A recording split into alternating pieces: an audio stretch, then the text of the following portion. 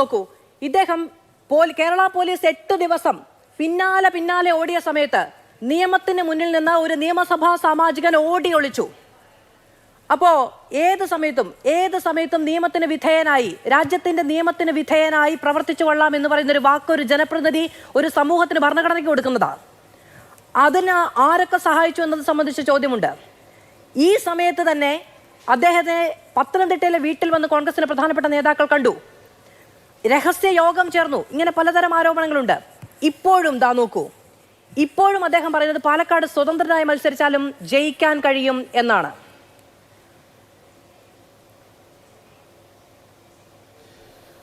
അല്ല, അയാൾ സ്വതന്ത്രനായിട്ട് മത്സരിക്കാതിരിക്കണോ എന്ന് നിയമവും പോലീസും ഒക്കെ തീരുമാനിച്ചോട്ടെ. പാലക്കാട്ടത്തെ ജനങ്ങളെ സംബന്ധിച്ചിടത്തോളം ഒരു കാര്യമുള്ളൂ അതും ഇതിനകത്ത് പാലക്കാട് ജനങ്ങളിലെ അവിടെ 2 ടേം MLA ആയിരുന്നു, ഒരു ടേം പകുതിയല്ലേയുള്ളൂ, 3-ാം ടേം പകുതിയായി MLA ആയിരുന്ന ഷാഫി പറമ്പിലാണ് ഇദ്ദേഹത്തെ കെട്ടിയിറക്കുന്ന സമയത്ത് പാലക്കാട് ജനങ്ങളോട് പറയുന്നത് എന്താ പറയുന്നത്? ഒരു കാരണവശാലും നിങ്ങൾക്ക് തലകുനിക്കേണ്ടി വരില്ല, റിഗ്രറ്റ് ചെയ്യേണ്ടി വരില്ല, പരിപൂർണമായി അത്ര മിടുക്കനാണ് എന്ന് പറഞ്ഞു.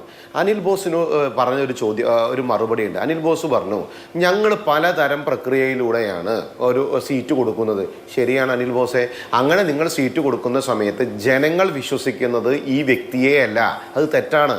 കോൺഗ്രസ് എന്ന് പറയപ്പെടുന്ന പാർട്ടിയുടെ കൈപ്പത്തി ചിഹ്നത്തിൽ നിങ്ങളുടെ KPCC അധ്യക്ഷൻ ഒപ്പിട്ട് കൊടുത്ത കടലാസിന്റെ അടിസ്ഥാനത്തിൽ അനുവദിക്കുന്ന ചിഹ്നത്തിൽ ഇലക്ഷൻ കമ്മീഷന്റെ മുമ്പിൽ കൊടുത്ത ചിഹ്നത്തിൽ മത്സരിച്ച വ്യക്തി കോൺഗ്രസ് പാർട്ടിക്ക് ജനം വോട്ട് ചെയ്യുന്നത് കോൺഗ്രസ് പാർട്ടിക്കാണ്.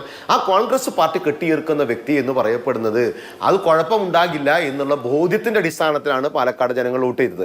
അങ്ങയുടെ തന്നെ വാക്കുകൾ കടമെടുത്താൽ കോൺഗ്രസ്സുകാർക്ക് മാത്രമല്ല പാലക്കാട്ടെ ജനങ്ങൾക്കും ഇത് ചക്കി മാങ്ങിയല്ല, കുത്തി ഉള്ളിൽ വല്ലതും പഴുത്തുണ്ടോ ചീഞ്ഞതാണോ എന്ന് അറിയാനായിട്ട്. അപ്പൊ സ്വാഭാവികമായിട്ട് അവിടെ ആ പാർട്ടിയെയാണ് പാലക്കാട് ജനം വിശ്വസിക്കുന്നത്. അതിന്റെ അടിസ്ഥാനത്തിലാണ് അവർ വോട്ട് ചെയ്തത്. അതിനെ അഡ്രസ്സ് ചെയ്യുന്നതും അത് കുഴപ്പമില്ല, അത് കൊള്ളാവുന്നവനാണ് എന്ന് പറഞ്ഞതാരാ? നിങ്ങളുടെ MP ആണ്, മുൻ MLA ആണ്, പൂർണ്ണമായിട്ട് ഉത്തരവാദിത്വത്തിന്റെ അടിസ്ഥാനത്തിൽ കൊടുക്കുന്നത്. നിങ്ങളുടെ നേതാക്കന്മാരടക്കം ഇങ്ങനെ വരിയായിട്ട് അവിടെ വന്ന് അതിന് എല്ലാവിധ പിന്തുണയും കൊടുത്തത്. അപ്പൊ സ്വാഭാവികമായിട്ട് നിങ്ങളുടെ പാർട്ടിക്ക് ഉത്തരവാദിത്വമുണ്ട്. അവിടെ നിങ്ങൾ കളിച്ച പൊളിറ്റിക്സ് എന്താണ്? നിങ്ങൾ യൂത്ത് കോൺഗ്രസിന്റെ പുറത്താക്കി. യൂത്ത് കോൺഗ്രസ് നിങ്ങൾക്ക്, യൂത്ത് കോൺഗ്രസ് കോൺഗ്രസ്സുകാർക്ക്. ജനങ്ങളെ സംബന്ധിച്ചിടത്തോളം പൂർണ്ണമായിട്ടും ഒരു MLA എന്ന രീതിയിൽ ആ MLAയോടാണ് അവർക്ക് കടപ്പാടുള്ളത്, അല്ലെങ്കിൽ MLA ആണ് അവർക്ക് ആവശ്യം. അതുകൊണ്ട് യൂത്ത് കോൺഗ്രസിലെ പ്രസിഡന്റ് സ്ഥാനമൊന്നല്ല അവർക്ക് ആവശ്യം. അത് നിങ്ങൾ പുറത്താക്കാതിരിക്കുക. യൂത്ത് കോൺഗ്രസിലെ പ്രസിഡന്റ് ആവാനുള്ള ഒരു യോഗ്യത കുറവ് ആൾക്കില്ല, എല്ലാ യോഗ്യത ആൾക്കുണ്ട്.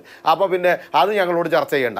നിങ്ങൾ എന്തുകൊണ്ട് KPCC അദ്ദേഹത്തിന്റെ MLA സ്ഥാനത്തിന്റെ രാജി എഴുതി മേടിച്ചില്ല? കൃത്യമായ രാഷ്ട്രീയമല്ലേ? ആ രാഷ്ട്രീയം നിങ്ങൾ ഇവിടെ നടപ്പിലാക്കുകയല്ല ചെയ്തേ.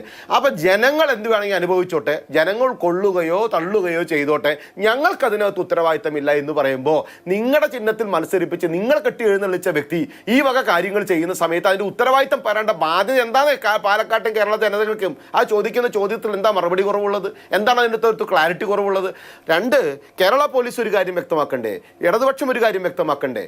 ഇദ്ദേഹം മാറി നിൽക്കുന്ന സമയത്ത് ബാംഗ്ലൂരിലേക്കും കോയമ്പത്തൂരിലേക്കും സേലത്തിലേക്കും ഇങ്ങനെ നടന്ന് കളിക്കുന്ന സമയത്ത് ആരാണ് പിന്തുണ കൊടുത്തിരുന്നത്? ആരാണ് സ്ഥലം ഒരുക്കി കൊടുത്തത്? ആരാണ് സൗകര്യങ്ങൾ ഒരുക്കി കൊടുത്തതെന്ന് ഉത്തരവാദിത്തം ചോദിച്ച് ജനങ്ങളോട് പറയേണ്ട ഉത്തരവാദിത്തം കേരള പോലീസിനുണ്ട്, കേരള സർക്കാരിനുണ്ട്. കാരണം ഇദ്ദേഹം MLA അല്ലേ. ആ MLA സംബന്ധിച്ചിടത്തോളം ഈ കാണിച്ച നിങ്ങൾ നാട്ടിൽ വന്നാൽ ഒരു സംഘം ആളുകളുമായി ഞാൻ വീട്ടിൽ വരുമെന്നാണ്. ഈ സംഘം ഏതാണ്?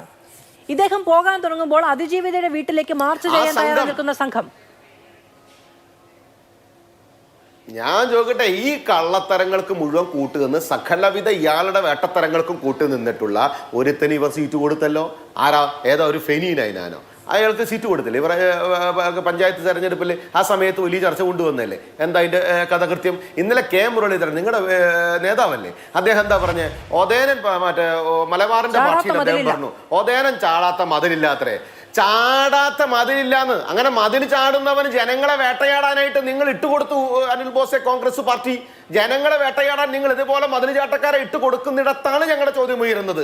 അപ്പൊ നിങ്ങൾക്ക് ഇട്ട് കൊടുക്കുന്ന സമയത്ത് ആ ജനങ്ങളുടെ ഉത്തരവാദിത്തം നിങ്ങൾ ഏറ്റെടുത്തുകൊണ്ട് MLA ആക്കി ഞങ്ങൾ തെരഞ്ഞെടുത്ത വ്യക്തി അതിന് യോഗ്യനല്ല എന്ന ബോധ്യത്തിന്റെ അടിസ്ഥാനത്തിൽ KPCC അദ്ദേഹത്തെ MLA സ്ഥാനം രാജിവെപ്പിക്കുന്നു എന്ന് പറയാനുള്ള ഉത്തരവാദിത്തം കൂടി നിങ്ങൾ കാണിക്കണമായിരുന്നു. അത് രാഷ്ട്രീയ മര്യാദയാണ്. ആ മര്യാദ നിങ്ങൾ കാണിക്കാതിരിക്കുമ്പോൾ ജനങ്ങൾ നിങ്ങളോട് മറുപടി പറഞ്ഞോളൂ. അതിലുണ്ടാവും ദിവസങ്ങളൊന്നുമില്ലല്ലോ. പക്ഷെ അത് കാണിക്കേണ്ട ബാധ്യതയുണ്ട്. പിന്നെ അതിന് നിങ്ങൾ ന്യായീകരിക്കുന്നത് യാഥാർത്ഥ്യമായ കാര്യമല്ല. കാര്യമില്ല. ഷാഫി പറമ്പിലിന് അറിയാത്തതാണോ, വി ഡി സതീശന് അറിയാത്തതാണോ, രമേശ് ചെന്നിത്തലയ്ക്ക് അറിയാത്തതാണോ, നിങ്ങളുടെ പാർട്ടിയുടെ അടൂർ പ്രകാശ് അടക്കമുള്ള KC വേണുഗോപാൽ അടക്കമുള്ള പാർട്ടിയുടെ സകല നേതാക്കന്മാർക്കും ഇദ്ദേഹത്തിന്റെ ഈ ചെയ്തികളെ കുറിച്ച് അറിയാമല്ലോ. ഇലക്ഷൻ നിൽക്കുന്നതിനൊക്കെ മുമ്പ് അറിയാമല്ലോ. പരാതികൾ നിരവധി നിങ്ങൾക്ക് കിട്ടിയിട്ടുണ്ടല്ലോ. നിങ്ങൾക്ക് കിട്ടിയ പരാതികൾ നിങ്ങൾ അടയിരുന്നില്ലേ? പ്രതിപക്ഷ നേതാവായിരുന്ന വ്യക്തിയും ആ കാര്യം കൃത്യമായി എൻഡോസ് ചെയ്തില്ല. എനിക്ക് പരാതി കിട്ടിയിട്ടുണ്ട് എന്ന്. ആ കിട്ടിയ പരാതി അദ്ദേഹം എന്തുകൊണ്ട് പോലീസിന് കൈമാറിയില്ല?